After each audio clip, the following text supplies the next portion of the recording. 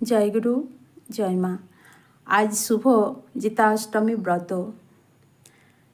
জিতা হলো 3 দিন ব্যাপী হিন্দু উৎসব, যেখানে মায়েরা তাদের সন্তানদের দীর্ঘায়ু ও মঙ্গলের জন্য উপবাস করেন।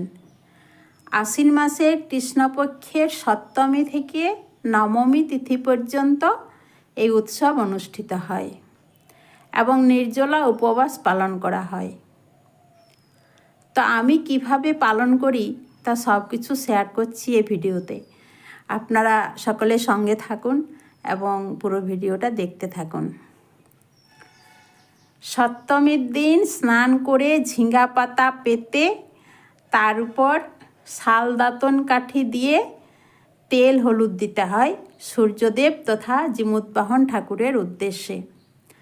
তো এটা অবশ্য বাঁধে কিংবা নদীতে করতে হয়, কিন্তু আমার শাশুড়ি মা বলেছেন যে তুমি বাড়িতেই বাগানেই করবে, তাই আমি বাড়িতে স্নান করে আর বাগানের এক কোনায় এই কাজটা করি।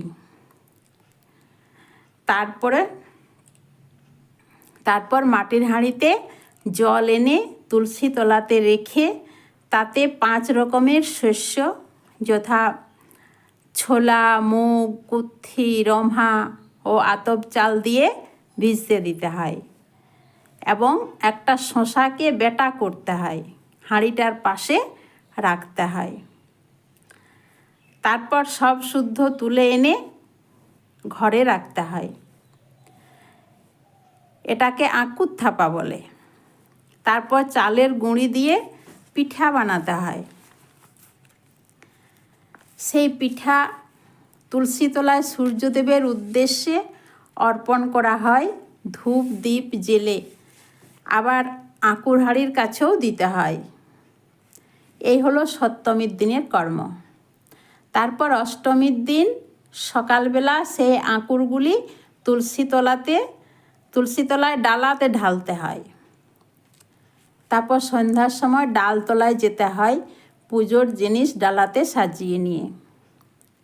ডালাতে থাকে শশা, প্রদীপ, ছোলা, আতপ চাল, দূর্বা, ভেলা, হর্তকি, কেয়া ফুল, ধান ফুল, গুঁড়ি, সিঁদুর, ধূপ এসব নিয়ে ডালতলায় যেতে হয়, ডাল পূজা করতে হয়।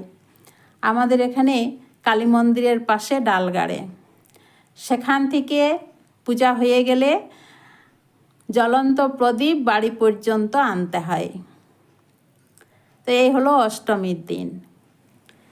তারপর অষ্টমী ছাড়ার পর নবমীর দিন স্নান করে তুলসী তলাতে পারণ করতে হয়। কচু পাতাতে করে সব রকম ভিজা শস্য, গুড় এবং ছোলা হাতে নিয়ে তাতে একটু জল নিয়ে সূর্যদেবকে তথা জিমুতবাহন ঠাকুরকে স্মরণ করে তা খেতে হয়। তারপর রান্না করতে হয়। 9 রকমের সবজি মেশানো একটা তরকারি, ডাল, ভাত রান্না হয়ে গেলে শালপাতার পত্রিতে ভাত, ডাল, সবজি, ভিজা ছোলা, সিদ্ধ ছোলা, দই, ঘি সাজিয়ে পাশে খলাতে জল আর মাড় দিয়ে ধূপ দীপ জ্বালিয়ে জিমুতবাহন ঠাকুরের উদ্দেশ্যে অর্পণ করা হয়। তারপর ঘরেও ওই জিনিসগুলো একটি থালাতে সাজিয়ে পূর্বপুরুষদের উদ্দেশ্যে অর্পণ করা হয়। তারপর উপবাস ভঙ্গ করা হয়। তো এই হলো আমার জিতা উৎসবের পদ্ধতি বা নিয়ম। জিমুতবাহন দেবতাকে প্রণাম জানাই। আপনাদের কেমন লাগলো তা জানাবেন এবং আপনারা কিভাবে করেন তাও কমেন্টের মাধ্যমে জানাবেন। আজকের ভিডিও পর্যন্তই। জয় গুরু জয় মা।